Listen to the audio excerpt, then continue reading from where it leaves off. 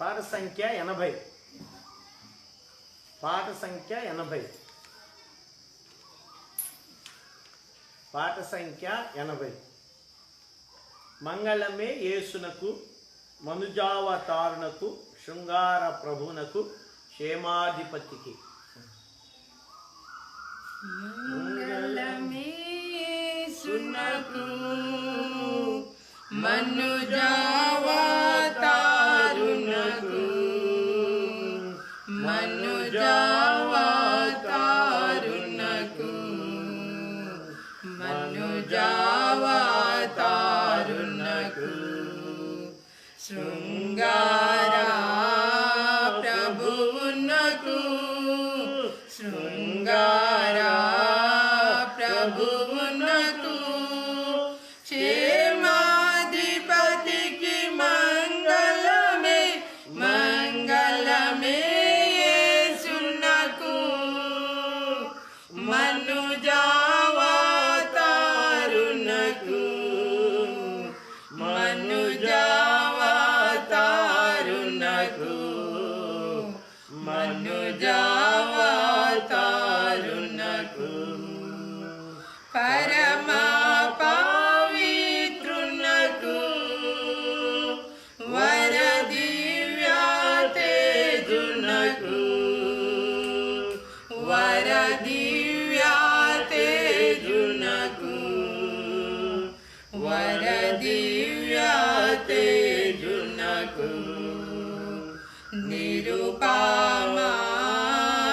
నిరుపమానందునకు నిరుపమానందునకు నిపుణ వేజునకు మంగళమే మంగళమే యేసునకు మనుజావతారునకు మనుజావతారునకు మనుజావతారునకు పూరిత సంవారునకు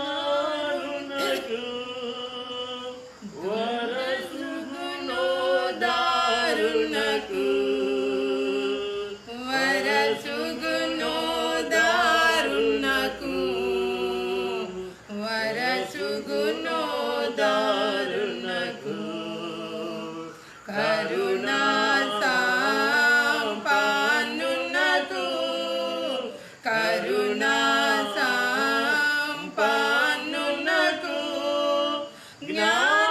జ్ఞానదీప్తునకు మంగళమే మంగళమే యేసునకు మనుజావతారునకు మనుజావతారునకు మనుజావతారునకు శృంగార ప్రభువునకు శృంగార ప్రభువునకు క్షేమాధిపతి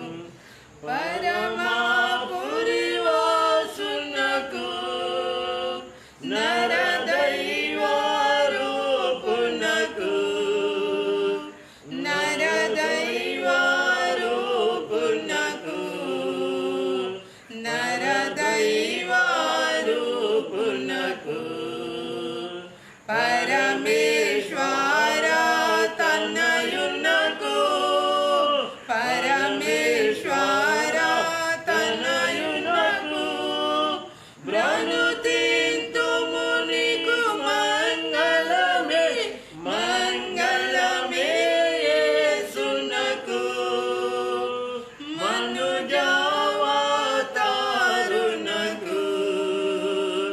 మనుజావతారునకు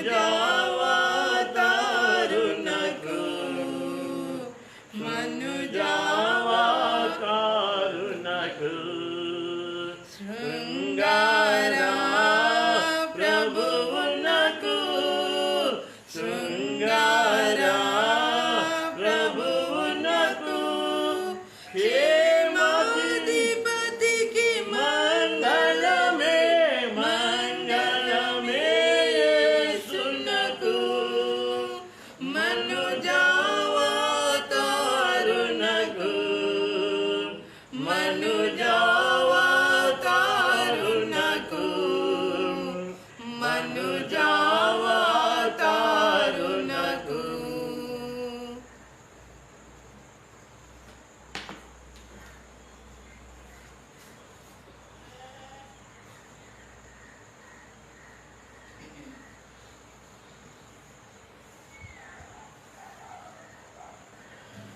ప్రభువునందు నా ప్రియమైన సహోదరి సహోదరులారా, ప్రభు అయిన యేసుక్రీస్తు వారు మన రక్షకుడు, అద్వితీయుడు, సత్యదేవుడైన యేసుక్రీస్తు వారి నామములో మీ అందరికీ శుభవందనములు. ప్రియమైన సహోదరి సహోదరుడా, యేసుక్రీస్తు ప్రభు వారు మనల్ని ప్రేమించి మరొక ఈ దినము బైబిల్ పట్టణం ఇచ్చినందుకై దేవునికి మనం ఎంతో వందనస్తులమై ఉన్నాం. కాబట్టి దేవుని వాక్యము ప్రార్థన మనల్ని పవిత్రపరుస్తుంది, దేవుని వాక్యము మనల్ని బలపరుస్తుంది, దేవుని వాక్యము మనల్ని నడిపిస్తుంది.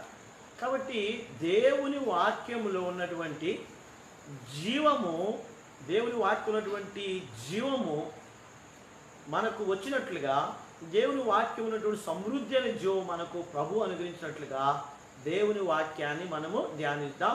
కాబట్టి మీరు ఎక్కడ ఉన్నా దేవుని వాక్యాన్ని మీ వద్దకు వచ్చినప్పుడు దాన్ని మీరు స్వీకరించండి, వాక్యం మీద శ్రద్ధ కలిగి ఉండండి, దేవుని వాక్యాన్ని మీరు ధ్యానించండి. దేవుని వాక్యం చెప్తున్నప్పుడు శ్రద్ధగా ఆలకించినప్పుడు దేవుని వాక్యములో ఉన్నటువంటి సమృద్ధి అయిన జీవము దేవుడు తన పరిశుద్ధాత్మ ద్వారా దేవుడు మనకు అనుగ్రహిస్తారు. కాబట్టి ఈ రాత్రి కాల సమయన మన బైబిల్ పఠనం నిమిత్తమై ఇర్మియా గ్రంథము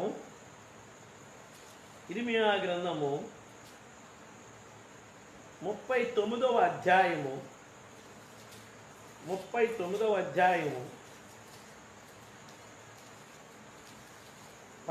వచనం నుంచి 18వ వచనం వరకు మనము కలిసి చదువుకుందాం.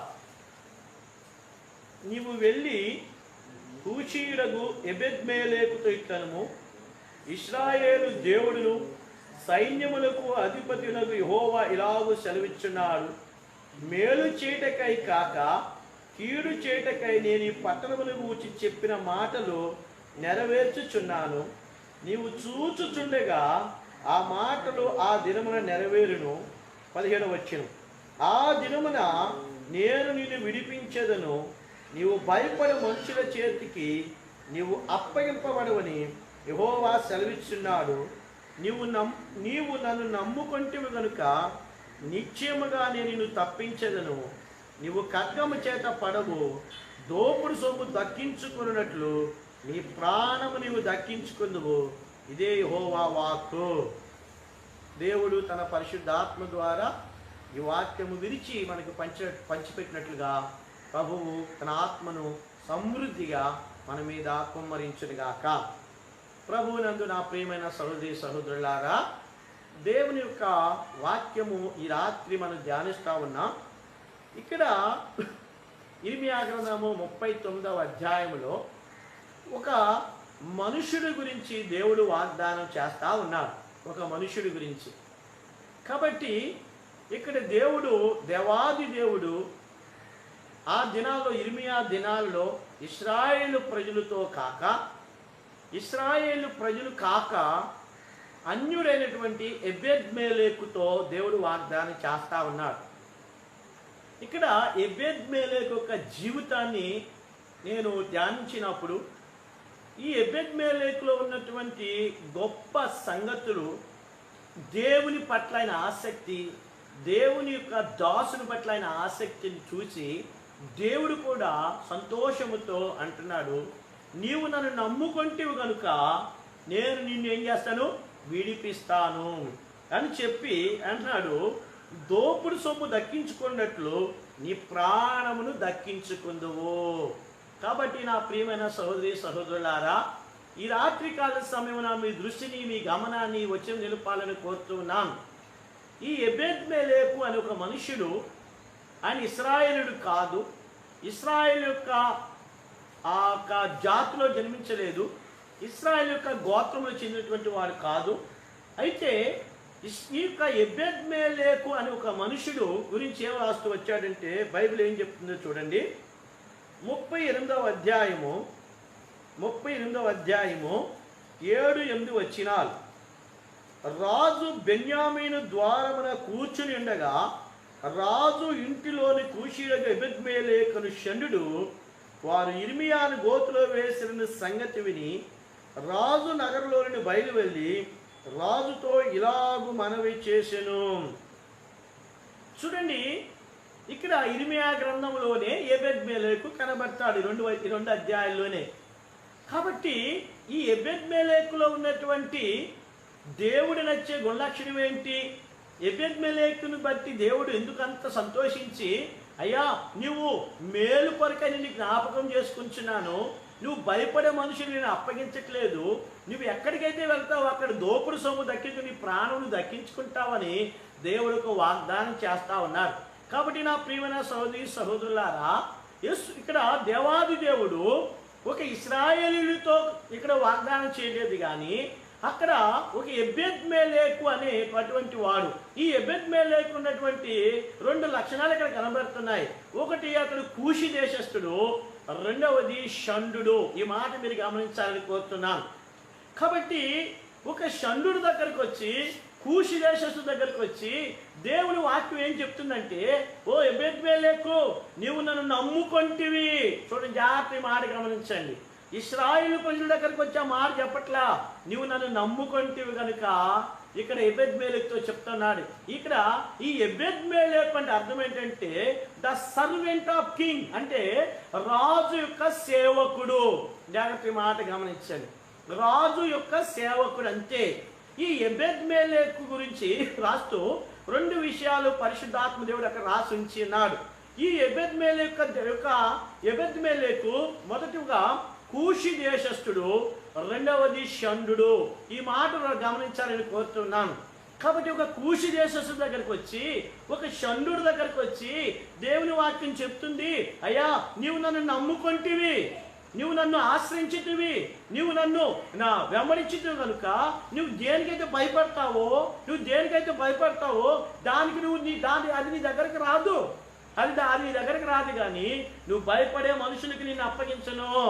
అయితే ఒకటి మాత్రం నేను చేస్తా, నువ్వు వెళ్ళే ప్రతి స్థలం యొద్దకు దోపుడు సొమ్ము దక్కించుకున్నట్లు ప్రాణము నువ్వు ఏం చేస్తావు, దక్కించుకుంటావు. నేను నిన్ను కాపాడుతా, నేను నిన్ను భద్రపరుస్తా, నేను నిన్ను ఆదరిస్తా, నేను నిన్ను బలపరుస్తాను దేవుని వాక్యం చెప్తుంది.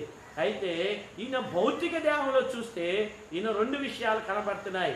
ఒకటి కూషి దేశస్థుడు, రెండవదిగా ఆయన షండు. మొదటిగా ఆయన దేశం గురించి మనం చూస్తే ఆదికాండము 2వ అధ్యాయంలో అక్కడ 4 నదులు వెళ్తా ఉన్నాయి, 4 నదులు. కాబట్టి మొదటి ఇక్కడ చూడండి, ఆదికాండములో 2వ అధ్యాయంలో, ఆదికాండము 2వ అధ్యాయము 10వ వచనం చూడండి. ఇక్కడ మరియు ఆ తోటను తడుపుటకు ఏదేనులోని ఒక నది బయలుదేరి అక్కడ నుండి చీలిపోయి 4 శాఖలాయను. మొదటి దాని పేరు పీషోను, అది హవీలా దేశమంతటి చుట్టూ పారుచున్నది, అక్కడ బంగారం ఉన్నది. ఆ దేశము బంగారము శ్రేష్టమైనది, అక్కడ బోళమును గోమేధికములు దొరుకును. ఇప్పుడు 11వ వచనం చూడండి. రెండవ నది పేరు గీహోను, అది కూషి దేశమందు చుట్టూ పారుచున్నది. చూడండి, మొట్టమొదటిగా బైబిల్లో రాయబడినటువంటి ఈ నదులు 4 నదుల్లో మొదటి నది పేరు హవిలా, దేశము చుట్టూ పారుతా ఉన్నది. రెండవ నది పేరు గీహోను. ఈ గీహోను అంటే అర్థం ఏంటంటే బద్దలవుట, లేకపోతే నలిగిపోవుట. కాబట్టి ఆ దేశంలో ఇది కూషి దేశం చుట్టూ పారుతుందంట. చూడండి, నీరు ఎక్కడ ఉంటుందో అక్కడ అభివృద్ధి ఉంటుంది. చూడండి, ఉదాహరణకు నైలు నది ఉంది. ఈ నైలు నది ఉంది కాబట్టి ఐగుప్తు దేశం ఎంతో అభివృద్ధి పొందింది. అలాగే యూఫ్రటీస్ నది ఉంది కాబట్టి అక్కడ బబులోను ఎంతో అభివృద్ధి పొందింది. అందుకే ప్రాచీన నాగరికత వికసిల్లింది అంటారు చరిత్రలో. కాబట్టి అయితే మొట్టమొదటిగా ఇక్కడ చూస్తే ఇక్కడ కూషి దేశము చుట్టూ నీరేం చేస్తుందంట, పారుచుంది. కాబట్టి అక్కడ నీరు సమృద్ధి. అలాగే యోబు గ్రంథం 28వ అధ్యాయంలో మనం చూస్తే ఆ యొక్క కూషి దేశములు అంట పుష్యరాగం కూడా దొరుకుద్దంట. అంటే ఎంతో విలువైన రాళ్ళయి, ఎంతో విలువైన స్టోన్స్ అవి. కాబట్టి అయితే అలాంటి ఆ దేశంలో నుంచి ఈ యొక్క నెబెద్మెలెకు వచ్చి ఉన్నారు. కాబట్టి సమృద్ధి అయినటువంటి నీరుండే స్థలము, అలాగే ఎంతో ధనికమైనటువంటి ఆ యొక్క పుష్యరాగం అనే ఒక స్టోను, అంటే విలువైనటువంటి వజ్రాలు. ఈ పుష్యరాగాన్ని అది ఎంతో గట్టిగా ఉంటుందంట. అనేకమైన వజ్రాలు కోయడానికి, రత్నాలు కోయడానికి ఈ పుష్యరాగాన్ని ఉపయోగిస్తారు. అలాంటిది అక్కడ దొరుకుతుంది. కాబట్టి అలాంటి దేశంలో వచ్చినటువంటి ఈ యొక్క కూషి దేశస్థుడు, ఈయన చర్మం ఎలా ఉంటుంది చూడడానికి, నల్లగా ఉన్నాడు. చూడండి, మనం నల్లగా అనగానే అందరూ చిన్న చూపు చూస్తూ ఉంటారు. అయితే ఈయన శరీరమేమో నలుపుగా ఉంది. ఆయన కూషి దేశస్థుడు. ఆయన ఎక్కడ ఎక్కడికైనా చూడగానే ఈయన పలానోడు రా, పలా నల్లటోడు రా అని చెప్తా ఉంటారు. అలాంటి ఆయన కూషి దేశంలో నుండి బయటకు వచ్చాడు. సమృద్ధి అయిన దేశం నుంచి బయటకు వచ్చాడు. అయితే ఆయన ఇప్పుడు ఎలా బ్రతుకుతున్నాడు అంటే రాజు యొక్క సేవకునిగా బ్రతుకుతా ఉన్నాడు. రాజు యొక్క సేవకును. కాబట్టి అందుకనే ఈ మనుషుడి జీవితంలో ఒకటి కూషి దేశస్థుడు, రెండవది షండు. అంటే ఈ షండు అంటే అర్థం ఏంటంటే ఆయన నపుంసకుడు కాదు, కానీ అనగా ఆ నపుంసకుడు వేరు, షండు వేరు, కుండు వేరు బైబిల్లో రాయబడింది. కాబట్టి నపుంసకుడు అంటే తల్లి గర్భంలో వచ్చిన వారు, తల్లి గర్భంలో లోపంతో పుట్టిన వారు నపుంసకులుగా అంటారు. అయితే ఈ షండు అంటే అర్థం ఏంటంటే బీజ గ్రంథులు తీయబడేటువంటి వారు. అనగా ఇంకా అతనికి సంతానం పుట్టదు, సంతానం రాదు. ఇంకా అతను మొదటి నుంచి అక్కడ ఆ యొక్క షండు అయితే ఎప్పుడైతే అయ్యాడో అక్కడి నుంచి చచ్చిపోయేంత వరకు కూడా రాజు యొక్క పనివాడిగా నా ఇంట్లో తిరగాలి, ఆ ఇంట్లోనే ఉండాలి, రాజు అక్కర్లన్నీ తీర్చాలి, రాజు అవసరాలన్నీ తీర్చాలి. కాబట్టి ఇంకా అతని వల్ల అతనికి ఒక కుటుంబం ఉండదు, ఒక భార్య ఉండదు, ఒక పిల్లలు ఉండరు, తనకంటూ ఏమీ ఉండదు. అంతా యజమానుడు పని మీదే ఉండాలి. అలాంటి ఎబెద్మెలెకులో లోపట ఒకటి ఉంది. ఇక్కడ ఆ దినాలు ఇర్మియాను గోతులో వేసేసారు. ఇర్మియా ప్రవచనం చెప్తున్నాడని, యెరూషలేముకు వ్యతిరేకంగా దేవుని వాక్యం ప్రకటిస్తాడని, బబులోను రాజు వస్తాడు, బబులోను రాజు వచ్చి మిమ్మల్ని చెరగా తీసుకుని పోతాడయ్యా అని ప్రకటిస్తున్నందుకు రాజుకు కోపం వచ్చి చెరలో వేసేసి ఉన్నాడు. ఆ యొక్క గోతిలో, నీరు లేని గోతిలో వేసేసి ఉన్నాడు. కాబట్టి అది బురద ఉంది. ఆ యొక్క గోతిలో ఎంతో భయంకరమైనటువంటి ఆ బ్యాక్టీరియా ఉంటుంది, ఆ గోతిలో భయంకరమైన పురుగులు ఉంటాయి. అలాంటి స్థితిలో వెళ్ళినప్పుడు అందరు ఇర్మియాను మర్చిపోయారు. ఇర్మియాకి మంచి పని అయిందని అనుకున్నారు. వీడు మనకు వ్యతిరేకంగా దేవుని వాక్యం చెప్తున్నాడు, మేము నాశనమైపోతామంట, మా పట్టణం కాలిపోద్ది అని చెప్తున్నాడు, మా పట్టణము కత్తివాత అతమవుద్దని చెప్తున్నాడు, మేము బబులోను దేశానికి వెళ్ళిపోవాలంటే చెరలో వెళ్ళిపోవాలని చెప్తున్నాడు. ఇలాంటి మనుషుడు బ్రతకడానికి వీలు లేదు. ఈ మనుషుని తీసుకువెళ్ళి ఏం చేయమన్నాడు, గోతులు వేసేసారు. అలాంటి సమయంలో ఇర్మియాను అందరూ మర్చిపోయారు. కాబట్టి ఇక్కడ ఈ రాత్రికాల సమయమున నా ప్రియమైన సహోదరులారా, అందరూ విడిచిపెట్టిన దేవుడు మనం విడిచిపెట్టడు. నిన్ను కాపాడడానికి, నిన్ను బలపరచడానికి, నిన్ను భద్రపరచడానికి దేవుడు ఎవరినో ఒకరు లేపుకుంటాడు. కాబట్టి ఇక్కడ తన సేవకుడైన ఇర్మియాను బ్రతికించడానికి, తన సేవకుడు ఇర్మియాను గోత్రం నుంచి బయటికి రావడానికి ఈ యొక్క షండుడైనటువంటి ఈ ఎబెద్మెలెకు ఒక్కడే దేవునికి అందుబాటులో ఉన్నాడు. చూడండి, భౌతికంగా చూస్తే అతను కూషి దేశస్థుడు, కాబట్టి భౌతికంగా చూస్తే అతను షండు, కాబట్టి అతనికి అంటూ ఏమి ఉండదు. కానీ దేవుని పని కొరకై అక్కడ షండుని దేవుడు ఉపయోగించుకున్నాడు. కాబట్టి చూడండి, షండులు అంటే ఎంత, ఉదాహరణకు నపుంసకులు కనబడినప్పుడు ఇద్రాలు అంటారు. ఈ ఇద్రాలు కనబడితే రోడ్ల మీద కావచ్చు, ట్రైన్లో కావచ్చు, వాళ్ళు ఎంతో హేళన చేస్తూ ఉంటారు. కాబట్టి వాళ్ళు ఎంతో బాధపడుతూ ఉంటారు. వారికి ఎంతో సమాజానికి దూరంగా వారు నివసిస్తూ ఉంటారు. వారు కనబడిగానే హేళన చేస్తూ ఉంటారు. అయితే ఈ మనుషుడు ఇక్కడ ఆయన కూషి దేశస్థుడు, అనగా నల్లని చర్మము కలిగినటువంటి వాడు. అయితే రెండవదిగా అతను షండు, కాబట్టి అతనికి భార్య లేదు, ఒక పిల్లలు లేరు, సంసారం లేదు అతనికి. కానీ అలాంటి షండును కూడా దేవుడు ఉపయోగించుకున్నాడు తన దాసుని కాపాడడానికి. కాబట్టి నా ప్రియమైన సహోదరి సహోదరులారా, ఈ రాత్రి కాల సమయంలో యేసుక్రీస్తు ప్రభువు రక్తంతో కడగబడిన నీవు కూడా దేవుని దృష్టిలో విలువైన వాడవు, దేవుని దృష్టిలో విలువైన దానవు. కాబట్టి మనం అమూల్యమైన రక్తంతో కనబడాం, విలువైన రక్తంతో కనబడినటువంటి వారం. అందుకే యేసుక్రీస్తు ప్రభువు విలువైన ప్రాణాన్ని మన కొరకు ధార పోసి ఉన్నారు, విలువైన రక్తం వచ్చి మనల్ని కొనుక్కొని ఉన్నారు.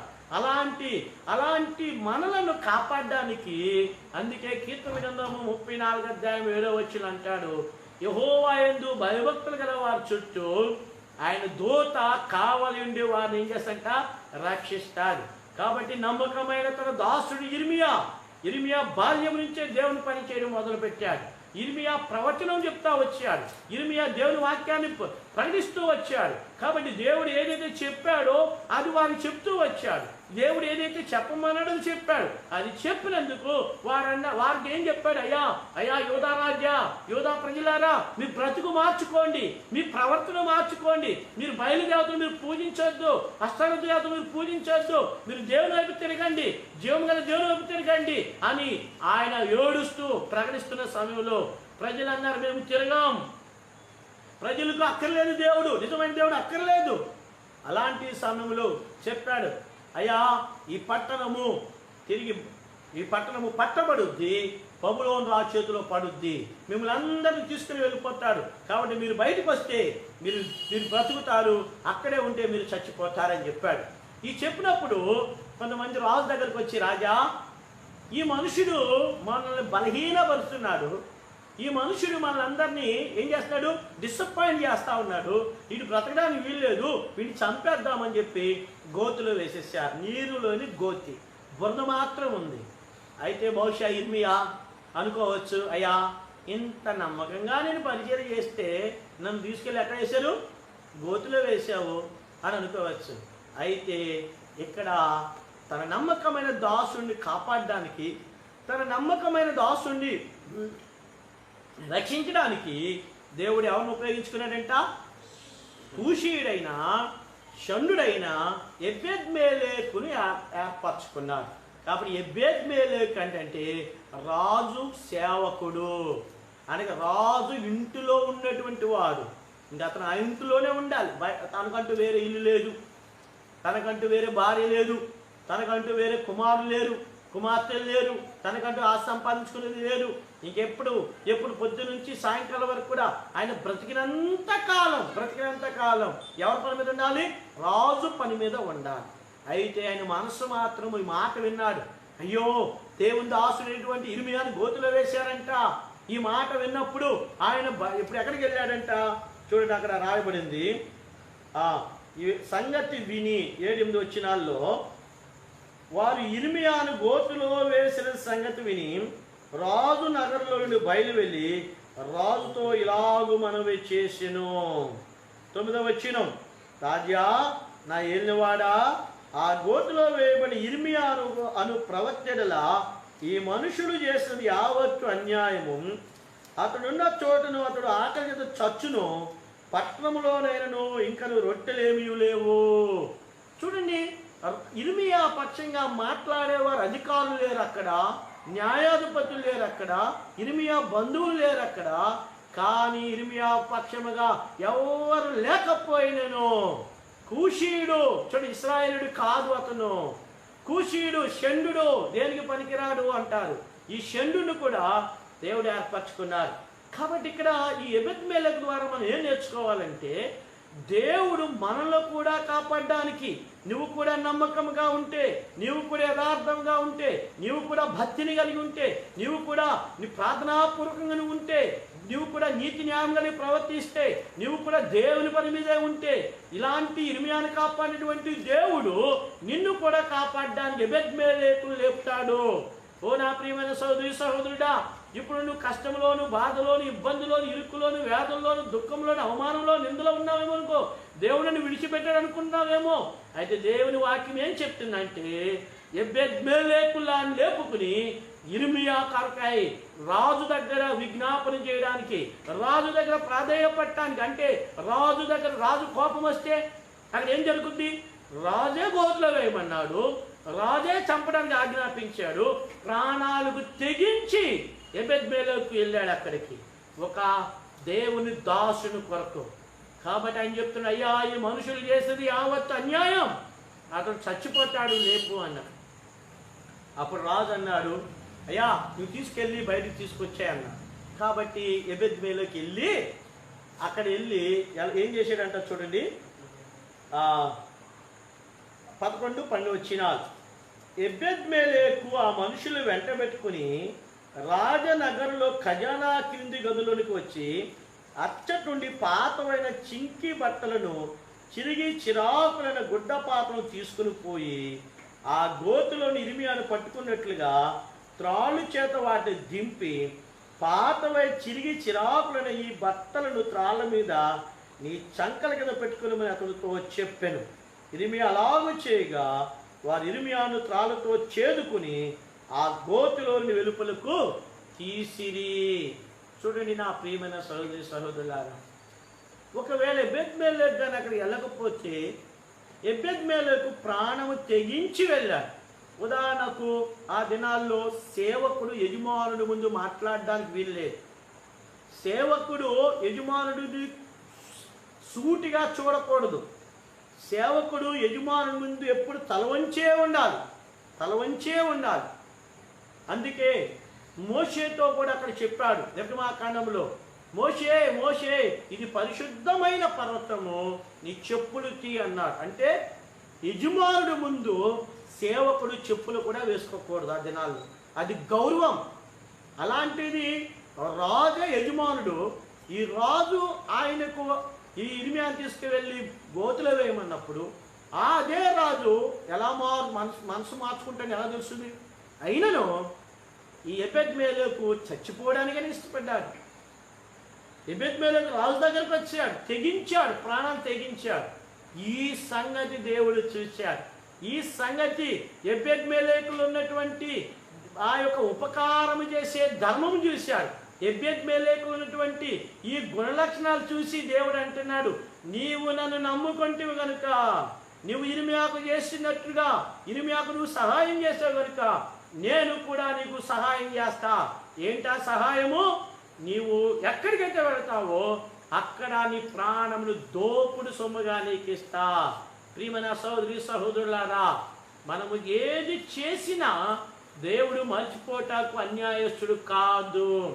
అందుకనే యేసుక్రీస్తు ప్రభువారి లోకములో ఉన్నప్పుడు అన్నాడు, ప్రవక్తలను చేర్చుకుంటే ప్రవక్త ఫలం ఏం చేయడంట? పోగొట్టుకొనడు. తర్వాత అన్నాడు యేసు ప్రభువారు, నా నామమును బట్టి శిష్యుని చేర్చుకునేవాడు శిష్యుడు ఫలం పోగొట్టుకొనడు. గిన్నెడు చన్నీళ్ళు ఇస్తే నా నామమును బట్టి వచ్చిన వారికి చన్నీళ్ళ ఫలం ఏం చేయడు? పోగొట్టుకొనడు. కాబట్టి ఇర్మియాను గోతిలో నుండి బయటికి తీయడానికి సహాయపడి ఎబెద్మెలెకు దేవుడు చెప్తున్నాడు, ఎబెద్మెలెకు ఈ ప్రాణము నీకు దోపుడు సొమ్ముగా ఇచ్చానన్నాడు. మరి షండుని ఎవరు ప్రేమిస్తారు? ఎవరు కూడా ప్రేమించరు. అయితే బైబిల్ ఏం చెప్తుందో చూద్దాం రండి. యెషయా గ్రంథము, అతడు కూషి దేశస్థుడు, రెండవదిగా షండు. ఈ షండు గురించి బైబిల్ ఏం చెప్పిందో చూడండి. యెషయా గ్రంథము 56వ అధ్యాయము 3వ వచనం చూడండి. యెహోవాను హత్తుకొని అన్యుడు నిశ్చయముగా యెహోవా తన జనులో నుండి నన్ను వెలివేయునని అనుకునవద్దు. షండు నేను ఎండిన చెట్టని అనుకునవద్దు. చూడండి, ఇక్కడ షండు గురించి దేవుని మాట చెప్తా ఉన్నాడు. అన్యుడంట దేవుడు నన్ను వెలివేశాడు. పాత నిబంధనల ధర్మశాస్త్రములో ఆ కాండములలో రాయబడింది, అన్యుడు సమీపించినలా రాళ్ళతో కొట్టి ఏం చేయాలంట? చంపాలి. రాళ్ళతో కొట్టి చంపాలి. అయితే అన్యుడు సమీపించకూడదు, అన్యుడు వేరుపరచబడాలి. అయితే అన్యుడు అనుకుంటాడంట, అయ్యో నాకు ఆశ ఉంది దేవుని దగ్గరికి వెళ్ళాలని, ఆ సమాజంలో చేరాలని ఆశ ఉంది, కానీ దేవుని వాక్యం నన్ను వెలివేసింది, ధర్మశాస్త్రం వెలివేసింది కదా అనుకుంటే దేవుడు అంటున్నాడు, ఏమన్నాడు? నన్ను వెలివేయద్దు అనుకోనవద్దు. రెండవది, షండు ఏమనుకోద్దంట? ఎండిన చెట్టు అని అనుకోనవద్దు. చూడండి, భౌతికంగా ఈ మనుషుడు పురుషుడే కానీ ఎబెద్మెలెకు బీజ గ్రంథులు తొలగింపబడిన కారణాన్న, పురుషుని యొక్క గుణలక్షణాలు పోయిన కారణాన్న అతనికి వివాహం అవ్వదు, అతని సంతానం అక్కడితో ఆగిపోయింది, అతని గర్భం నుంచి పిల్లలు ఎవరు రాదు. అయితే అలాంటి అనుకోవచ్చు ఎండిన చెట్టు. అయితే అలాంటి ఎండిన చెట్టు గురించి దేవుడు అంటున్నాడు. ఏం చెప్తున్నాడు చూడండి, ఇక్కడ 5వ వచనం చూడండి. 5వ వచనం, నా ఇంటను నా ప్రాకారములో ఒక భాగమున వారికి ఇచ్చేదను, కొడుకులు కూతుళ్ళు అనిపించుకునే కంటే శ్రేష్టమైన పేరు వారికి పెట్టుచున్నాను. అయితే ఇక్కడ చూడండి, 4వ వచనం అంటాడు, నేను నియమించిన విశ్రాంతి దినమును ఆచరించుచు నాకు ఇష్టమైన వాటిని కోరుకొనుచు నా నిబంధన ఆధారము చేసుకొనుచున్న షండులను గూర్చి. చూడండి, ఈ షండు ఎండిన చెట్టు అనుకోవద్దంట. విశ్రాంతి దినాన్ని, దేవుని యొక్క ఆజ్ఞలను, దేవుని యొక్క కట్టడలను, దేవుని యొక్క విధులను, దేవుని యొక్క న్యాయ విధులను అది కానీ ఆచరిస్తే దేవుని వాక్యం చెప్తుంది, ఒరే నాయన మీరు షండులు కాదురా, మీరు ఎక్కడో బయట ఉండవలసిన వారు కాదు, మీరు ఎవరు అనుకునేప్పుడు కుమారులు కుమార్తెలు అనుకంటే శ్రేష్టమైన పేరు ఇస్తాడంట, శ్రేష్టమైన పేరు. కాబట్టి ఎబెద్మెలెకు యొక్క జీవితము చూడండి, దేవుని దగ్గర రాకమునుపు ఈ షండు ఎండిన చెట్టు. చూడండి, ఎండిన చెట్టు ఎలా ఫలిస్తుంది? ఉదాహరణకు సంఖ్యాకాండము 16వ అధ్యాయంలో చూస్తే, 16వ అధ్యాయంలో మోషే మీదకి దాతాను, కోరాహు, అభిరాములు విరోధంగా లేచారు. మోషేను దేవుడు ఏర్పరచుకున్నాడు. మోషే ముందు దేవుడు ఒక అవకాశం ఇచ్చాడు. మోషే 40 సంవత్సరాలు వచ్చినప్పుడు ఐగుప్తు యొక్క సకల శాస్త్ర ప్రావీణ్యత కలిగినటువంటి వాడు, మాటలోను నేర్పు కలిగినటువంటి వాడు, పనులను ప్రవీణత కలిగిన వాడు. కాబట్టి మోషే ముందు 2 మార్గాలు ఉన్నాయి. ఒకటి ఐగుప్తు యొక్క సింహాసనం ఉంది, రెండవదిగా ఈ యొక్క దేవుని ప్రజలు నడిపించేటువంటి నాయకుడుగా ఉన్నారు. ఇప్పుడు దేవుడు 2 మాటలు 2 పద్ధతులు చెప్పాడు. మోషే, ఇప్పుడు నువ్వు వయసు వచ్చిన వాడు, నీ ముందు 2 మార్గాలు ఉన్నాయి. ఒకటి, ఐగుప్తుని ఏలాడానికి నీ కొరకు సింహాసనం ఉంది. రెండవదిగా నా ప్రజలను నడిపించడానికి నువ్వు నాయకుడిగా ఉంటావా అని దేవుడు 2 ఛాన్సులు పెట్టినప్పుడు మోషే అక్కడ రాశాడు. హెబ్రీ పత్రిక 11వ అధ్యాయంలో ఏం చెప్పాడంట? ఐగుప్తు యొక్క ధనము అల్పకాలము పాపభోగము అంట. ఐగుప్తు ధనము అల్పకాలం పాపభోగమని దేవుని ప్రజలతో శ్రమ అనుభవించటం మేలని ఎంచుకుని ఆయన దగ్గరకు దేవుని దగ్గరికి వచ్చాడు. కాబట్టి దాని కొరకు దేవుడు ఏం చేశాడు? 40 సంవత్సరాలు మిద్యానుల దేశంలో ఆ పర్వతాల్లో గొర్రెలు మేపాడు. నవ్వుతాడు ఎవడన్నా. ఒక రాజు, కాబోయే రాజు దేవుని పనికి వస్తే, దేవుడు పిలవగానే వస్తే దేవుడు ఎక్కడ తీసుకెళ్ళాడు? ఆయన్ని గొర్రెల దొడ్లోనికి తీసుకుని వెళ్ళాడు. బహుశా ఇది ఎవరికి అర్థం కాని ప్రశ్న. ఎందుకు? కాబోయే రాజు. ఇప్పుడు ఎవరన్నా ఐగుప్తులు చూశారనుకోండి, మోషే నువ్వు ఐగుప్తు రాజు అవ్వాల్సిన వాడు, నువ్వు ఇక్కడ కాదు గొర్రెలు మేపుతున్నావా, ఇదేనా దేవుడు ఇచ్చింది అని అనొచ్చు బహుశా. అలాంటి అవమానభరితునికి ఇష్టపడ్డాడు. అయితే మోషే లాంటి కోపిష్టి, మోషే లాంటి నరహంతకుడు 40 సంవత్సరాలు గొర్రెలు మేపిన కారణాన్న మిక్కిలి సాత్వికుడైపోయాడు. దేవునిలంతటిలో నమ్మకమైన వాడైపోయాడు. అది దేవుని పద్ధతి.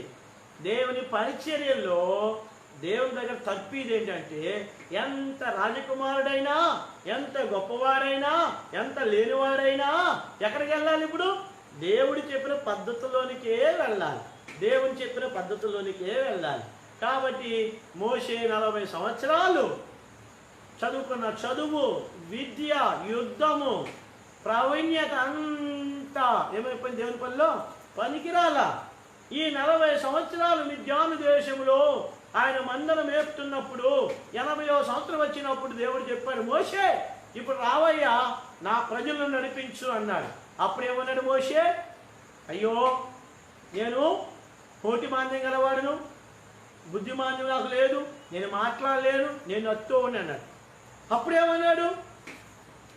అప్పుడేం చేశాడు? ఐగుప్తులో 40 సంవత్సరాలు వచ్చినప్పుడు ఐగుప్తుడిని చంపేసి ఏం చేశాడండి? ఇసుకలో కప్పెట్టేశాడు. ఇసుకలో కప్పెట్టేస్తే బహుశా మోషే సివిల్ ఇంజనీర్ చేసి ఉండొచ్చు. ఎందుకు? ఇసుక ఎంత తోడుతున్నా ఏమవుద్ది? కప్పడిపోద్ది.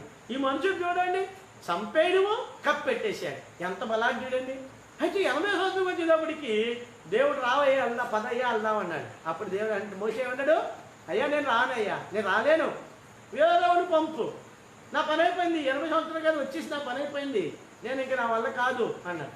అప్పుడు అలాంటి మోషే దేవుడి మాటకు విధేయత చూపించి 40 సంవత్సరాలు ఇశ్రాయేలు ప్రజలను ఆయన అరణ్యంలోకి తీసుకొచ్చినప్పుడు ఇప్పుడు దేవుడు చెప్తే, అప్పుడు దాతాను, కొర, అబిరాములు అంటున్నారు, ఇవి నువ్వేనా మోషే?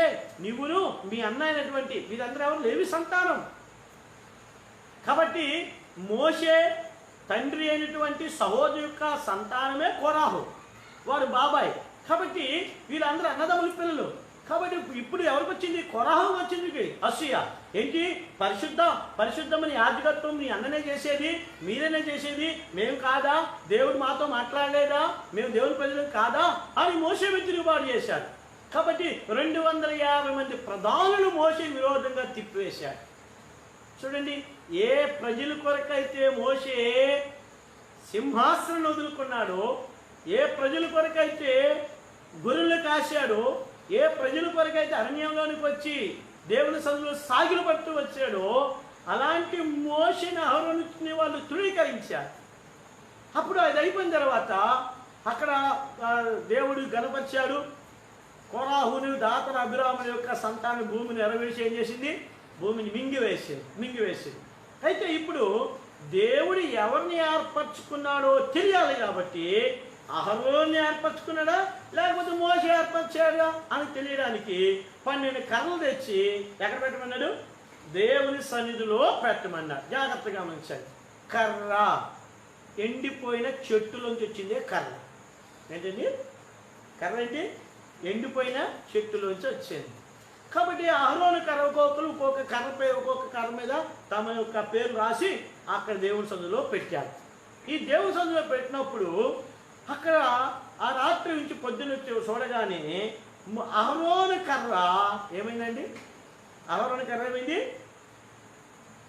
చిగిర్చి అది పువ్వులు పూసి కాయలు కాసింది. ఏ చెట్టు అది? ఏ కర్ర అంటే అది? బాదం చెట్టు. బాదం చెట్టు ఎక్కడైనా పువ్వులు పెట్టి చూస్తారా? ఎక్కడ పువ్వులు పోస్తాయా?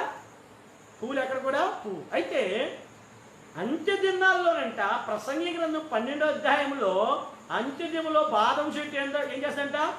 పువ్వులు పూసి కాయలు కాస్తుందంట. అంటే అదొక సూచన, యేసుప్రభువారి యొక్క రాకడకు సూచనలు. కాబట్టి అంటే అపాయకరమైన దినాలకు సూచనలు. కాబట్టి అందుకే అంటాడు బావి చక్రం పడిపోయింది, వెండి తాడు పగిలిపోయింది, ఇవన్నీ చెప్తా ఉన్నాడు. ఇవన్నీ సూచనలు. కాబట్టి అయితే ఈ ఎండిపోయినటువంటి కర్రను తీసుకుని వచ్చి ఎక్కడ పెట్టారంట? దేవుని సన్నిధిలో పెట్టారు. కాబట్టి ఇక్కడ షండుడైన ఎబెద్మెలెకు ఇప్పుడు ఎక్కడికి వచ్చాడు? దేవుని సన్నిధిలోనికి వచ్చాడు. కాబట్టి దేవుని సన్నిధిలోకి వచ్చిన మనలందరినీ కూడా దేవుని వాక్యం ఏం చెప్తుందంటే, ఎండిపోయిన మన బ్రతుకులు ఎండిపోయిన మా బ్రతుకులు. అందుకే యేసుకేలు కింద 37 అధ్యాయంలో అక్కడ యేసుకేలు ప్రకటించాడు, ఎండిపోయిన ఎముకలారా మీరు బ్రతకండి అని ప్రవచించాడు. ఎండిపోయిన ఎముకలు బ్రతికాయి. కాబట్టి మన జీవితం ఎండిపోయింది అనుకోవచ్చు. కాబట్టి ఎండిపోయిన చెట్టు చిగురించి, ఎండిపోయినటువంటి కర్ర చిగురించి బాదముల పువ్వులు పూసి కాయలు కాసింది. కాబట్టి అలాగే మన జీవితంలో కూడా ఎండిపోయింది అనుకోవచ్చు. దేవుని సన్నిధిలో పడగానే, దేవుని సన్నిధిలో రాగానే కాబట్టి నీ జీవితం చిగుస్తుంది. నీ జీవితము చిగుస్తుంది. అందుకే ఇక్కడ దేవుని వాక్యములో ఎండిపోయిన చెట్టు అనుకునవద్దు ఎబెద్మెలెకు. నువ్వు ఎండిన చెట్టు అనుకోవద్దు. కాబట్టి నీకు భార్య లేకపోవచ్చు, నీకు పిల్లలు లేకపోవచ్చు, నీకు సంతానం లేకపోవచ్చు, నేను అందరూ కూసి దేశంతో అవమానపరచవచ్చు. కానీ నువ్వు నన్ను నమ్ముకుంటివి, నువ్వు నా దగ్గరకు వచ్చావు, నన్ను ఆశ్రయించావు కనుక నేనేం చేస్తున్నానో తెలుసా? ఈ పట్టణంకి కీడు జరుగుద్ది, తప్పకుండా జరుగుద్ది. ఈ పట్టణం నాశనం అవుద్ది, సమస్య లేదు అందులో. అయితే చాలా మంది నాశనం అయిపోతారు, కానీ నువ్వు మాత్రమేమో నాశనం అవు. నేను వాగ్దానం చేస్తున్నా, దేవుడు వాగ్దానం చేశాడు. కాబట్టి నా ప్రియమైన సహోదరుడా, ఈ రాత్రికాల సమయమున కూషి దేశ ఎబెద్మెలెకుతో మాట్లాడిన దేవుడు నీతో నాతో కూడా మాట్లాడుతున్నాడు.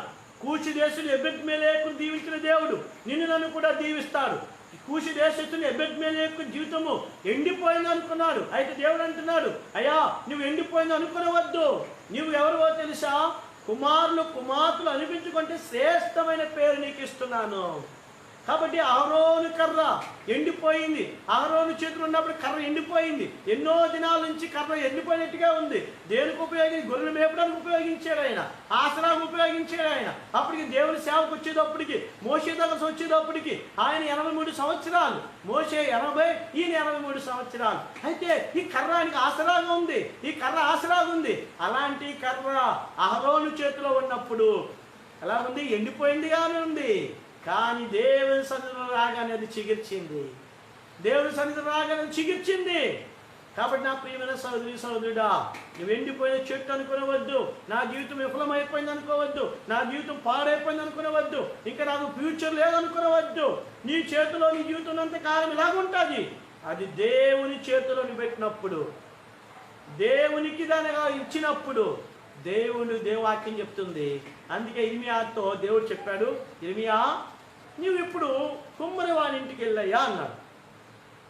ఆ కుమ్మరివాడి ఇంటికి వెళ్ళినప్పుడు కుమ్మరివాడు సారె మీద ఏం చేశాడంట?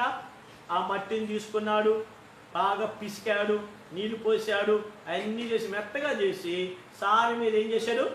పెట్టాడు. పెట్టి ఒక పాత్ర చేస్తూ ఉన్న సమయంలో ఇంకా అయిపోతుందని ఆ పాత్ర పగిలిపోయింది.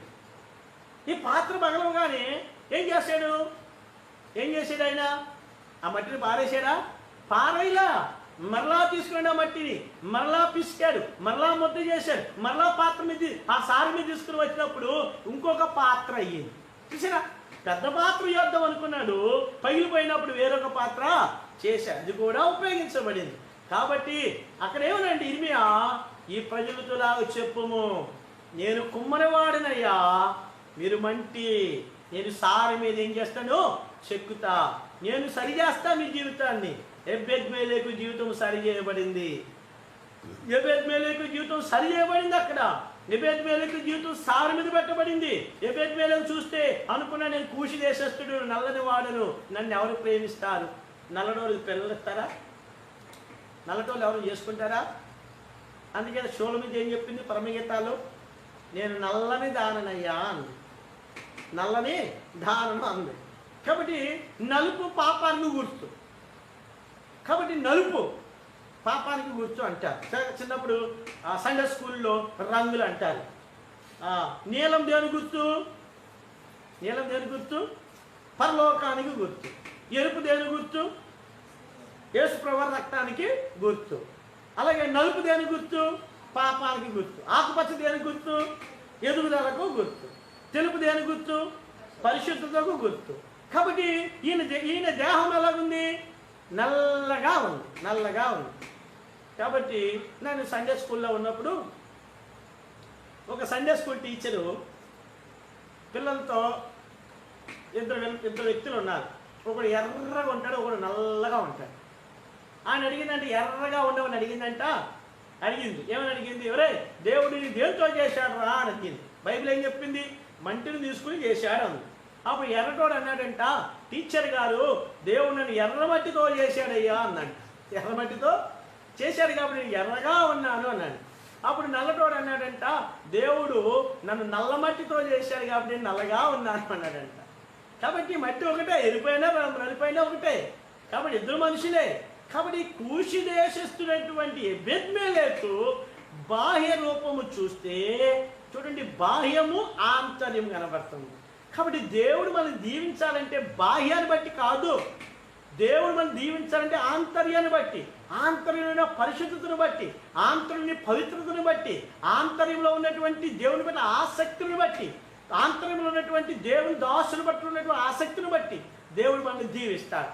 అందుకనే ఇక్కడ దేవుని వాక్యంలో మనం చూస్తే ఎబెద్మెలెకు నల్లటివాడు, ఎబెద్మెలెకు షండు ఎండిన చెట్టు.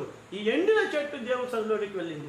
అహరోను చేతిలో ఉన్నటువంటి కర్ర, అది అహరోను చేతిలో ఉన్నంత కాలము అది ఎండిపోయిందిగానే ఉంది.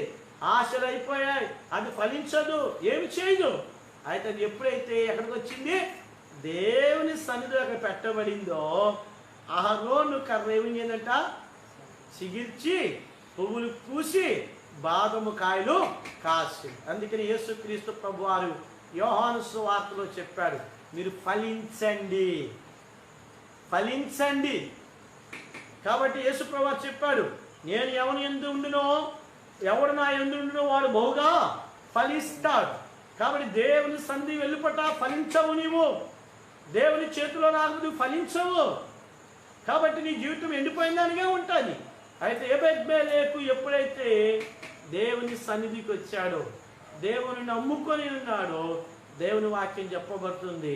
చూడండి, ఇర్మియా గ్రంథంలోనికి రండి. ఇర్మియా గ్రంథము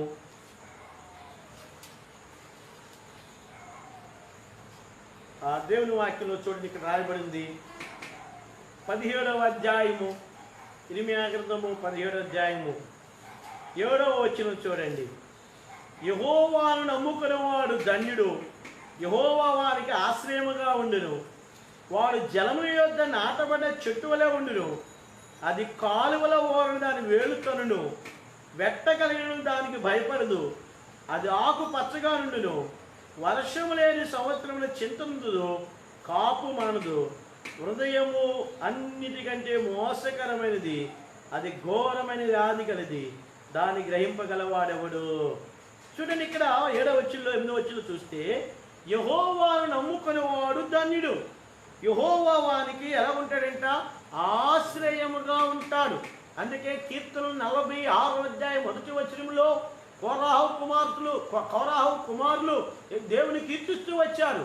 ఆపత్కాలముందు యెహోవా నమ్ముకొనదగిన సహాయకుడు, దేవుడు మనకు ఆశ్రయమును దుర్గములై ఉన్నాడు, ఆపత్కాలం నమ్ముకొనదగిన సహాయకుడు అన్నాడు. కాబట్టి 5వ వచనం అంటాడు, యెహోవా అక్కడ అంటాడు, దేవుడు ఆ పట్టణంలో ఉన్నాడు కనుక దానికి ఏం లేదంట, చలనం లేదు. కాబట్టి ఎబెద్మెలెకు దేవుడు వాగ్దానం చేశాడు కాబట్టి ఎబెద్మెలెకు చలనం లేదు. ఎబెద్మెలెకు నువ్వు ఎక్కడికని వెళ్ళు, నువ్వు తుఫాను వచ్చినా తుఫాను నీ ప్రాణం కాపాడుకుంటావు, అగ్నిలో పడిన నీ ప్రాణం నువ్వు కాపాడుకుంటావు, నిన్ను తీసుకెళ్ళి ఎక్కడన్నా బంధించిన నీ ప్రాణం నువ్వు కాపాడుకుంటావు. ఎందుకు? వాగ్దానం ఇచ్చింది నేను. సమస్తమైన జీవమానవ యొక్క ప్రాణములకు ఆధారములు దేవుడి చేతిలో ఉన్నాయి. ఆ దేవుడే వాగ్దానం చేస్తున్న ఎబెద్మెలెకుతో, ఓ ఎబెద్మెలెకు, నువ్వు నన్ను నమ్ముకొంటివి కనుక నువ్వు భయపడొద్దు. కాబట్టి నమ్ముకోండు. చూడండి, యెహోవాను నమ్ముకుని వాడు ఎవరంట, ధన్యుడు. చూడండి, షండు మరి ఏ పాపం చేశారా అంటారు, ఏదన్నా వ్యాధి వచ్చి ఏదో పాపం చేశారా అంటారు. కానీ బైబిల్ ఇక్కడ ఏం చెప్తుందంటే, యెహోవాను నమ్ముకుని వాడు ఎవరంట, ధన్యుడు. షండుడైనా కూషి దేశస్థుడైనా దేవుని దృష్టిలో ఏమైపోయినా ధన్యుడైపోయాడు. ఇప్పుడు బైబిల్ ఏం చెప్తుందో చూడండి, ఇక్కడ యెహోవా వానికి ఎలా ఉంటాడంట, ఆశ్రయముగా ఉంటాడు. ఆశ్రయం ఇది దేవుడే ఒక ఆశ్రయం. అందుకని ఆదికాండము 15వ అధ్యాయంలో అబ్రహాముతో చెప్పాడు, అబ్రహామా నేను నీకు కేడమునై ఉన్నాను అన్నాడు. కేడం అంటే భద్రపరిచేది. యుద్ధానికి వెళ్తున్నప్పుడు కేడం అంటే ఒక మనుషుడు దాక్కోగలిగినటువంటి, అలా డాలు కాదు, డాలు అంటే కొంచెమే చిన్నది, గుండ్రంగా ఉంటుంది. కేడం అంటే ఈ కింద నుంచి పై వరకు కూడా కాపాడుకునేది. కాబట్టి తగిలితే బాణం కావచ్చు, బల్లె కావచ్చు, లేకపోతే కత్తి కావచ్చు, ఇసురాడు అనుకోండి, ఈ కేడం వెనకాల మనుషులు ఉన్నారనుకోండి, ఎవరు తగులుద్ది? ఎవరితో కేడం తగులుద్ది. అంటే అర్థం ఏంటి? అబ్రహామా, నేను నీకు కేడమే ఉన్నాను అంటే అర్థం ఏంటి? నీకు ఏ కీడు వచ్చినా కీడు నాకు తగలాలి, ఏది వచ్చినా అది నాకు తగులుద్ది, నా వెనకాల నువ్వు ఉంటావు, నా వెనకాల నువ్వు ఉంటావు. చూసిరా, అందుకని ఇక్కడ కూడా ఏం చెప్తానంటే ఎబెద్మెలెకుతో, నీవు నన్ను నమ్ముకుంటావు కనుక నీవు ధన్యుడు అయ్యా, నేను నీకు ఎలా ఉంటాను? ఆశ్రయముగా ఉంటాను. కాబట్టి నా ప్రియమైన సహోదరి సహోదరులారా, యేసు క్రీస్తు ప్రభువారి నందు మనం విశ్వాసం ఉంచాలి. విశ్వాసించువాడు కలవరపడు. కాబట్టి అందుకే యెషయా 26:3 అంటాడు, ఎవని మనస్సు నీ మీద ఆనుకునో వారిని నువ్వేం చేస్తావు? పూర్ణ శాంతి వరగానుగా నువ్వు కాపాడుతావు. ఏలైనా అతను ఏం చేశాడు? విశ్వాసం ఉంచాడు. కాబట్టి ఈ షండుడైనటువంటి కూషి దేశం ఎబెద్మెలెకు దేవుని విశ్వాసం ఉంచాడు. కాబట్టి అతని బాహ్య రూపము ఎలా ఉంది? కూషి దేశస్థుడు, కానీ ఆయన ఒక బలహీనత షండు. అయితే దేవుని వాక్యం చెప్పబడుతుంది, షండు ఎండిన చెట్టు అనుకునవద్దు అన్న. కాబట్టి ఈ జీవితం ఎండిపోయింది, ఇంకేమి ఫలితం లేదు, రాజు పని మీదే ఉంటాడు. అయితే అలాంటి ఆయన ఇర్మియా పట్ల జాలి చూపించిన కారణాన, ఇర్మియా పట్ల ఆయన జాలి చూపించి రాజుతో మాట్లాడిన కారణాన దేవుడు చెప్తున్నాడు, ఎబెద్మెలెకు మాట చెప్పు. ఇర్మియా చెప్తున్నాడు, ఓ ఇర్మియా, నువ్వు ఇప్పుడు ఎబెద్మెలెకు దగ్గరికి వెళ్ళు, కూషి దేశస్థుడు షండు ఎబెద్మెలెకు దగ్గరికి వెళ్ళు. నువ్వు భయపడుతున్నావేమో, నువ్వు అప్పగించబడతావు, భయపడుతున్నావేమో, నువ్వు భయపడొద్దు. నువ్వు భయపడే మనుషులకు నేను నిన్ను అప్పగించను, నువ్వు భయపడే మనుషులు నేను అప్పగించను. నువ్వు ఎక్కడికైతే వెళ్తావో అలా వెళ్ళినప్పుడు నువ్వు నన్ను నమ్ముకుంటావు కనుక నీ ప్రాణములు దోపుడు సొమ్ముగా నీకు ఇస్తున్నానని వాగ్దానం చేశాడు దేవుడు. ఎందుకు వాగ్దానం చేశాడు దేవుడు? ఎబెద్మెలెకు దేవుని నమ్ముకున్నాడు. కాబట్టి ఎబెద్మెలెకు దేవుని నమ్మిన కారణాన, దేవుని ఆశ్రయించిన కారణాన ఎబెద్మెలెకు ధన్యుడైపోయాడు. కూషి దేశస్థుడు. మనుషులు అంటారు, అరే నల్లటి వాడురా, వీడు షండురా. కానీ బైబిల్ ఏం చెప్తుంది షండు గురించి? వీడు శ్రేష్టమైన కుమారుడు అని చెప్తుంది. బైబిల్ ఏం చెప్తుంది షండు గురించి? నువ్వు నన్ను నమ్ముకుంటే నువ్వు ధన్యుడువు. కాబట్టి నా ప్రియమైన సహోదరి సహోదరులారా, మనం ఏ జాతి వారమైనా కావచ్చు, ఎలాంటి లోపం కలిగిన వారమైనా కావచ్చు, కానీ బైబిల్ ఏం చెప్తుందంటే యేసు క్రీస్తును నమ్ముకున్న వారు ధన్యులు అని చెప్తుంది. ధన్యులు. అందుకే యాకోబు పత్రికలోకి రండి, నేను త్వరగా ముగిస్తా. యాకోబు పత్రిక 2వ అధ్యాయము 5వ వచనం చూడండి. నా ప్రియ సహోదరులారా ఆలకించుడి, ఈ లోక విషయంలో దరిద్రులైన వారిని విశ్వాసమందు భాగ్యవంతులుగాను, తన్ను ప్రేమించు వారికి తాను వాగ్దానం చేసిన రాజ్యమునకు వారసులుగా ఉండుటకు దేవుడు ఏర్పరచుకోలేదా? దరిద్రులైన వారిని. ఈ లోకంలో ఎవరంటండి? దరిద్రులు. కాబట్టి ఎబెద్మెలెకు ఒక రకంగా దరిద్రుడే. ఎందుకంటే తండ్రి లేడు, తల్లి లేదు, ఒక బానిసగా, స్లేవ్స్. కాబట్టి ఆ దినాల్లో ఆ షండుల్ని ఒక బానిసగా వారు కొనుక్కుంటారు. ఈ యొక్క బానిసని చంపడానికి కూడా వారు వెనుకాడు. కాబట్టి ఆయన పక్షంగా మాట్లాడేవారే ఉండరు. అలాంటి ఎబెద్మెలెకు మనుషులెవరు తోడలేరు, కానీ అలాంటి ఎబెద్మెలెకు ఎవరు తోడుగా ఉన్నారు? దేవుడు తోడుగా ఉన్నాడు. దేవుడు తోడుగా ఉన్నాడు. కాబట్టి ఒక రకంగా చూస్తే ఆయన దరిద్రుడే.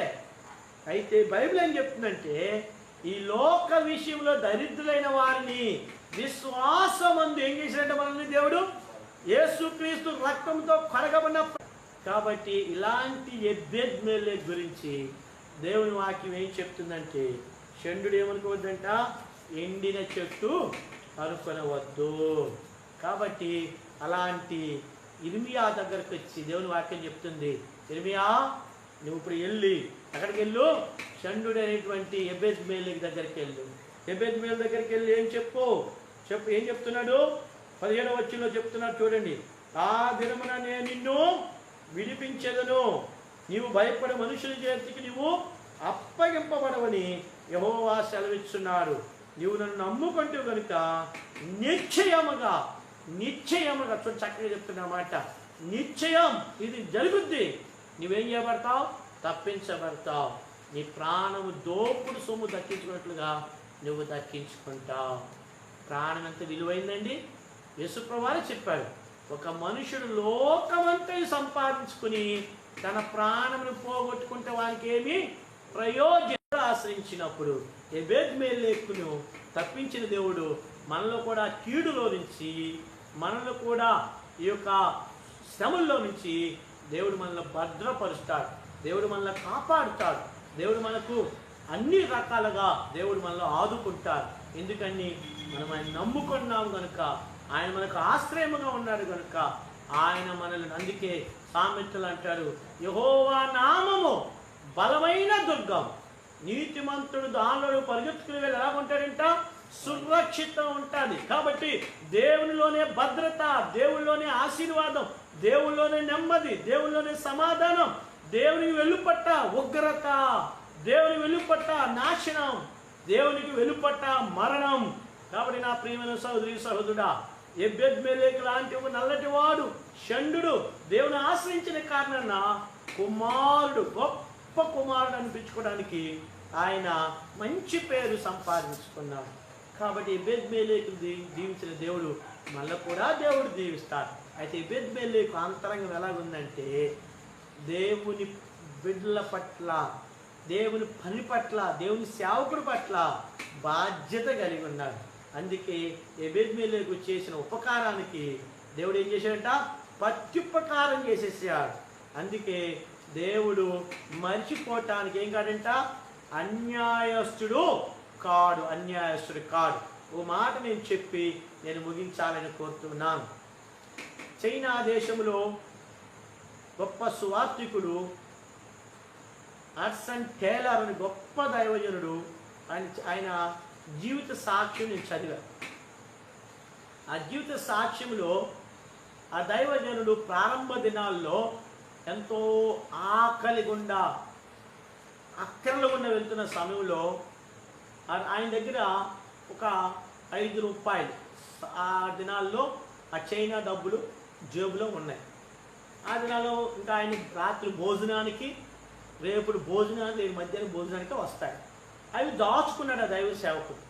అలాంటి సమయంలో రాత్రి సాయంకాలం అవుతున్న 5 గంటలకి ఒక వృద్ధురాలు అనారోగ్యంతో ఉన్నది. ఒక వృద్ధుడు వచ్చి, అయ్యా మా ఇంటికి వచ్చి నా భార్య అనారోగ్యంగా ఉంది, ప్రార్థన చేయమన్నాడు. సరే, దేవుడి సేవకుడు కాబట్టి ఈ హడ్సన్ టేలర్ గారు బయలుదేరి ప్రార్థన చేస్తా ఉన్నప్పుడు దేవుడు చెప్పాడంట, నీ హృదయపూర్తిగా ప్రేమించు, ఆమెను హృదయపూర్తిగా ప్రేమించు, నీకు కలిగిందివు అని హృదయంలో ఎంతో వేదన కలిగి ఉన్నాయంట. ఈయన అంటున్నాడంట, ప్రార్థన చేస్తూనే, అయ్యా నా దగ్గర కొంచెమే ఉంది కదా, ఇది అంతా ఇచ్చేస్తే నా రాత్రి సంగతి ఏంటి, రేపటి సంగతి ఏంటి, నా పరిస్థితి ఏంటి, ఎంత ఇచ్చేస్తే ఎలాగా? అయినా సరే దేవుడు అన్నాడంట, అయ్యా అది కాదు, ముందు ఇస్తావా ఇవ్వవా, ముందు నువ్వు ఇది కలిగింది ఇచ్చే అన్నప్పుడు ఆయన జేబులో తీసివేసి ఆ వృద్ధుడి చేతిలో పెట్టి, అయ్యా ఇది వాడుకోండి అని చెప్పేసి ఆయన వెళ్ళిపోయాడు. వెళ్ళిపోయిన తర్వాత ఆ సాయంకాలం అవుతుంది, ఆకలి అవుతుంది. అప్పుడు ఈ యొక్క హడ్సన్ టేలర్ గారు లోపల వెళ్ళి ప్రార్థన చేసుకుంటా ఉంటుంటే ఒక వ్యక్తి వచ్చి తలుపు కొట్టినప్పుడు ఎవరు వచ్చారా అనుకుంటూ వెళ్తే ఒక పోస్ట్ మ్యాన్ గారు ఒక బాక్స్ తెచ్చిచ్చారండి. ఈ బాక్స్ తెచ్చినప్పుడు ఆ బాక్స్లో ఏముందా అని చెప్పి ఓపెన్ చేశాడండి. ఓపెన్ చేస్తే ఎంతో ఆసక్తి అనుకున్నాడంటే, ఈయన నాకు ఆహారం పంపించుంటాడు అనుకుని తీశాడంట. అయితే ఇలా తీగానే 2 గ్లౌస్ బయటకు వచ్చాయండి. గ్లౌసా అని చెప్పి నీరసంగా విసిరాడంట. విసరగానే టంగుమని శబ్దం వచ్చి కొన్ని డబ్బులు పడ్డాయి. చూస్తే ఈ హడ్సన్ టైలర్ గారు ఇచ్చిన డబ్బులు కంటే 5 రెట్లు అందులో పెట్టబడింది. చూడండి, దేవుడు ఎంత నమ్మదగినవాడు, దేవుడు ఎంత నమ్మదగినవాడు. అందుకని ఉచితంగా పొందారు, ఉచితంగా ఇవ్వండి. అందుకని ఎబెద్మెలెకు ఏం చూపించాడు? క్రిమియా ప్రాణం బయటికి రావడానికి ఆయన రాజు దగ్గర విజ్ఞాపన చేశాడు. విజ్ఞాపన చేసిన తర్వాత ఆ ఇర్మియాను బయట తీసుకుని వచ్చాడు. అలాంటి ఇర్మియాకు చేసిన సహాయాన్ని బట్టి దేవుడు మర్చిపోక ఏమన్నాడు? నువ్వు నన్ను నమ్ముకుంటావు కనుక నువ్వు భయపడద్దు. నువ్వు ఎక్కడికి వెళ్తావో అక్కడికి ఏం చేస్తావు? దోపుడు సొమ్ము దక్కించుకున్నట్లుగా నీ ప్రాణము దక్కించుకుంటావు. కాబట్టి నా ప్రియమైన సహోదరి సహోదరుడా, కూషి దేశస్థుడు షండు ధన్యుడైపోయాడు. షండు ఎండిటి చెట్టు చిగిరించింది. అలాగే ఈ రాత్రికాల సమయంలో వాక్యం ఉంటున్న మనందరూ దేవుడు చెప్పేది ఏంటంటే, దేవుని చేతిలో పడకుండా నువ్వు ఒంటరిగా ఉంటే నువ్వు ఎప్పుడు కూడా ఫలించవు. అందుకే హోషియాలో 14 అధ్యాయాలు అంటాడు, నా వల్లనే నీకు ఫలము కలుగుద్ది. చెట్టునకు మంచు ఉండినట్లు అతనికి ఉందును, నేను నిన్ను స్నేహించుదును. చూడు, ఎండిన చెట్టు అనేటువంటి షండుని దేవుడు ప్రేమించాడండి, దేవుడు స్నేహం చేశాడు. అందుకే ఆయన ఆస్వాదించబడ్డాడు. ఆయన పేరు జీవగ్రంథంలో కూడా దేవుడు రాసించాడు. ఎందుకని? ఈ పరిశుద్ధ గ్రంథంలో రాయబడింది కాబట్టి. చూసారా, ఈ పరిశుద్ధ గ్రంథంలో దేవుడు ఆయన పేరు రాశాడు, షండు ఎండిన చెట్టు. కాబట్టి నా ప్రియమైన సహోదరి సహోదరులారా, ఈ రాత్రికాల సమయన ఎబెద్మెలెకును దీవించిన దేవుడు మనలో కూడా దీవించినట్లుగా ప్రభు అట్టి ఆత్మను, అట్టి కృపను, సమృద్ధి అయిన జీవాన్ని దేవుడు మనందరికీ దయచేయునుగాక. ప్రార్థన చేసుకుందాం. ప్రేమగల మా ప్రియమైన తండ్రి, జీవముగల మా రక్షకుడైన యేసుక్రీస్తు ప్రభువారి నామమును బట్టి వందనాలు చెల్లిస్తూ మీ పాదం ఎద్దుకు వచ్చాం. ఈ సమయమున దేవా, ఇర్మియా గ్రంథము 39వ అధ్యాయంలో దేవా కూషి దేశస్థుడు దేవా షండుడైన ఎబెద్మెలెకు ద్వారా జీవితం ద్వారా మాతో మాట్లాడారు. దేవా, ఎబెద్మెలెకు కూషీయుడు, షండు ఎండిన చెట్టు. అయితే మీ సన్నిధిలోనికి రాగానే దేవా, మీరు అతను ఎప్పుడైతే మిమ్మల్ని నమ్మాడో దేవా, మీరు ఫలభరితమైన జీవితం ఆయనకి ఇచ్చారు. ఎండిన చెట్టు అనుకోవద్దు, నేను శ్రేష్టమైన పేరు నీకు ఇస్తున్నానన్నా. కాబట్టి అందుకే నమ్ముకున్నాడు కనుక మీరు ఆయన్ని తప్పించారు. దోపుడు సొమ్ము దక్కించడం ప్రాణాన్ని ఆయనకి ఇచ్చారు. కాబట్టి దేవా, యాకోబు పత్రిక 2వ అధ్యాయం 5వ వచనంలో ఈ లోక విషయం దరిద్రులైన వారిని దేవా మీరు భాగ్యవంతులుగా చేశారు, ఈ కుమారుని యొక్క రాజ్యానికి వారసులుగా చేశారు. కాబట్టి యెహోవా నమ్ముకుని వాడు ధన్యుడు, యెహోవా వానికి ఆశ్రయముగా ఉండు. కాబట్టి తండ్రి, అలాగన మమ్మల్ని కూడా మీరు కాపాడండి. ఎబెద్మెలెకు ఇర్మియాను దేవా కాపాడినట్లుగా మేము కూడా దేవా అనేక వారి కొరకై మేము ప్రార్థించి వారిని కాపాడినట్లుగా మమ్మల్ని సిద్ధపరచమని ప్రార్థిస్తూ ఈ చేయబడిన పరిచర్య మీరు దీవించి ఆస్వాదించండి. దేవా నిష్ప్రయోజన దాసుడును ఇక్కడ వాక్యం విన్న వారందరితో మీరు మాట్లాడండి. ఈ లైవ్ ప్రోగ్రాం ద్వారా వాక్యం ఉంటున్న వారందరితో మీరు మాట్లాడమని కోరుతూ మమ్మల్ని అందరినీ మీరు దీవించి ఆస్వాదించండి. ఈ పరిచర్య ఫలభరితంగా ఉన్నట్లుగా సహాయం చేయండి. విత్తబడిన వాక్యం ఎదిగి ఫలింపచేయండి. రాబో దినాల ఫలాలు మేము చూసినట్టుగా సహాయం చేయమని ప్రార్థిస్తున్నాం. దేవా, మరొకసారి మా భారతదేశము ఇంకా అనేకమైన దేశాలు ఈ భయంకరమైన కరోనా వైరస్తో ఎంతో తండ్రి నాయన పీడించబడుతూ ఉన్నాయి. కాబట్టి దేవా, కీర్తనలు 92వ అధ్యాయం కోరుకుంటున్నాం. దేవా, పాజిటివ్ వచ్చిన వారిని నెగిటివ్గా దయచేయమని ప్రార్థిస్తున్నాం. ఆ డాక్టర్స్ గారిని మీరు కాపాడండి. వ్యాక్సిన్ కూడా సిద్ధపడినట్లుగా సహాయం చేయండి. దేవా మరణంలో జోగార్చిన వారిని మీరు రక్షణలోకి తీసుకురామని ప్రార్థిస్తూ మరొకసారి దేవా ఈ సమయంలో చేయబడిన ప్రార్థన అంగీకరించి జవాబు దయచేయమని ప్రార్థిస్తూ ఈ హెబ్రోను, బెయేర్షెబా దాని 4 అనుబంధ స్థలాలు పరిచర్యలు మీరు దీవించమని ప్రార్థిస్తూ మీ రక్తముతో కొనబడిన ప్రతి వారిని ఈ వైరస్ దేవా ముట్టకుండా యేసుక్రీస్తు రక్తము మా మీద ప్రోక్షించి అగ్ని ప్రాకారం నుంచి మనం ప్రార్థిస్తూ ఏ కీడు, ఏ అపాయము మా దరి చేరకుండా, ఏ తెగులు మాకు రాకుండా మమ్మల్ని కాపాడమని ప్రార్థిస్తూ యేసుక్రీస్తు ప్రభువారి నామమును బట్టి వందనాలు చెల్లించి ప్రార్థిస్తున్నాము తండ్రి. ఆమేన్. తొట్టిల్లకుండా మనల్ని కాపాడుటకు ఆయన మహిమ ఎదుట ఆనందంతో నిర్దోషిగా నిలబెట్టకు శక్తిగల మన రక్షణ ద్వితీయ దేవునికి మన ప్రభు అయిన యేసుక్రీస్తు వారి ద్వారా మహిమయు మహాత్యం అధికారం ఆధిపత్యం ఇప్పుడు సర్వయుగములు కలుగునుగాక. Amen. Praise the lord. Praise the lord. Praise the lord.